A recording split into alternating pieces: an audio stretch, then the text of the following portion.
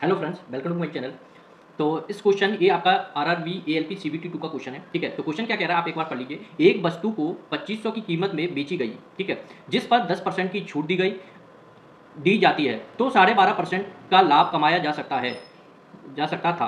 तो वस्तु को लागत मूल्य कॉस्ट प्राइस क्या होगी? तो वस्तु की जो कॉस्ट प्राइस है वो आपका पूछ रहा है। ठीक है, तो इसका चलिए सॉल्यूशन करते हैं। देखो, कोई भी आपकी वस्तु है वो एट द एंड आपकी सेलिंग प्राइस आपका क्या दिया हुआ है? 2500 रुपये दिया हुआ है। ठीक है, आपको सबसे पहले आपको क्या देखना है? आपको देखो 12.5% उस पर प्रॉफिट कमाया गया है, तो किसी वस्तु पे 12.5% का आपका प्रॉफिट कमाया गया होगा। ठीक है, तो 12.5% का मतलब क्या होता है? आपका 1/8 होता है। ठीक है, 1/8 पे अगर आपने प्रॉफिट कमाया तो आप इसको कैसे लिख सकते हो? 9/8 आप लिख सकते हो। ठीक है, 9/8 लिख सकते हो। तो आपकी सेलिंग प्राइस क्या दिया हुआ है? 2500 रुपये दिया हुआ है। तो आपने किसी पे, अपन को अभी नहीं पता आपने क्या प्राइस थी क्या नहीं थी। ठीक है, किसी प्राइस पे आपने 9/8 आपने प्रॉफिट किया है, तो उसकी आपको उसको बेच दिया कितने पे? 2500 रुपये। तो यहाँ पर आपकी एक्स की वैल्यू निकल जाएगी। एक्स की वैल्यू आपकी क्या आएगी? 2500 इंटू 8/9। ठीक है, ये आपकी आ जाएगी। अब ये क्या कह रहा है? आपका 10% की छूट दी जाती है। इसी पे क्या किया जाता है? आपकी 10% की छूट भी दी जाती है। तो 10% को आप कैसे लिख सकते हो? आपको पता होगा 10% को 1/10 होता है, और इस पे क्या दिया हुआ है? आपको छूट दी गई है, डिस्काउंट दिया गया है। तो इसको आप कैसे लिख सकते हो? 9/10 आपको लिख सकते हो। ठीक है, 9/10 किस पे दिया हुआ है? इस वाली राशि पे दिया हुआ है। तो इस पे आपको क्या लगाना है? 9/10 लगाना है।